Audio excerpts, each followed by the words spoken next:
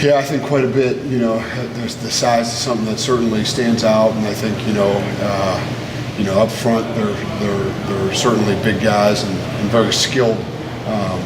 And the linebackers are big people. And then I think in the perimeter, they run really well, but I also think their length is something that's certainly a concern. There's a lot of tip balls, and there's a lot of pressure with just a four-man rush. Yeah, we talked about it quite a bit as an offense, even this week, and I told them I'm not a real sentimental or emotional person, but I can't help but be gracious and so proud of the guys. I have a tremendous amount of respect of this group of seniors and what they've been able to do and how they've bought into, really deciding to make a change, and just the way that they've led and been really constant and steady through, really the end of last season until now, and really kind of taking the bulls by the horn, and just so proud of them. I have so much respect for them and really a tremendous amount of love for the group, because they're as good of a group of kids as I've ever been around. What's fun about them is that they're fun to coach, because they number one, they want to be coached. Number two, they want to be pushed, and I think that's something. There's a difference between wanting to be coached and really wanting to be, held accountable for everything. And they've just done such a great job. And not only are there some tremendous players in that group, but I think there's a lot of guys too that, Iowa State has meant so much to them, and they have given so much back and really have given more of themselves. And that's what we always talk about is, are you willing to give more of yourself than to take? And this group of seniors has been tremendous in that regard.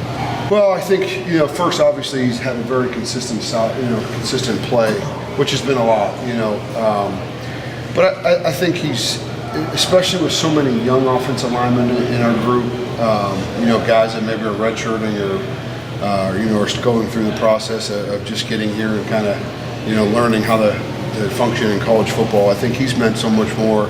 Number one, he's an example. And I think he's a great example of there's going to be, in this game, there's going to be a lot of adversity that's going to come your way.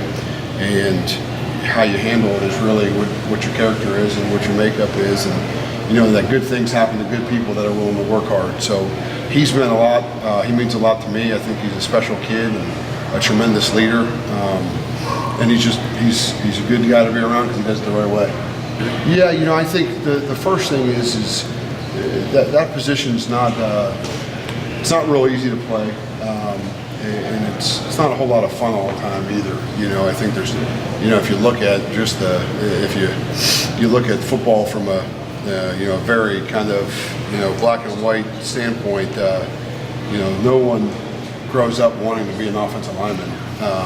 Because there's really nothing fun that you get to do, and I always equate it to if you give the guys some free time and you throw a football out on the field, the guys that are like pretending to play catch and drag their toes, inbounds and those kind of things are usually the offensive linemen, because all they want to do is touch the ball. Because nothing's fun, and even in walkthrough days, I battle that. Like, I don't let them hold the ball because they just want to throw it and catch it. And, that group of kids on that front of it, I think just to get through that anywhere and go through your 5 years as an offensive lineman is hard. And I think in their case, you look at them, there's guys that no one's had it easy. That group of seniors, Jake's had, multiple injuries that he's really had to battle back from. And, Robbie Garcia played defensive line.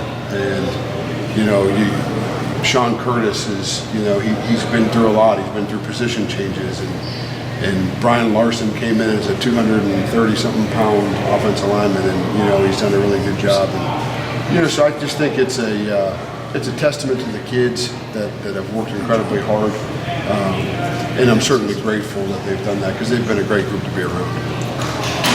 No, I think Coach Gasser does a tremendous job preparing our wide receivers every week. I think that group has been so constant in the way that they've performed and prepared, and they've blocked extremely well. And I think the one thing you see from that group is you don't see missed assignments, and you see a whole lot of effort. And I think that's a really special group. our process stays pretty much the same regardless of what the week is and what the situation is. So we're going to continue to do that.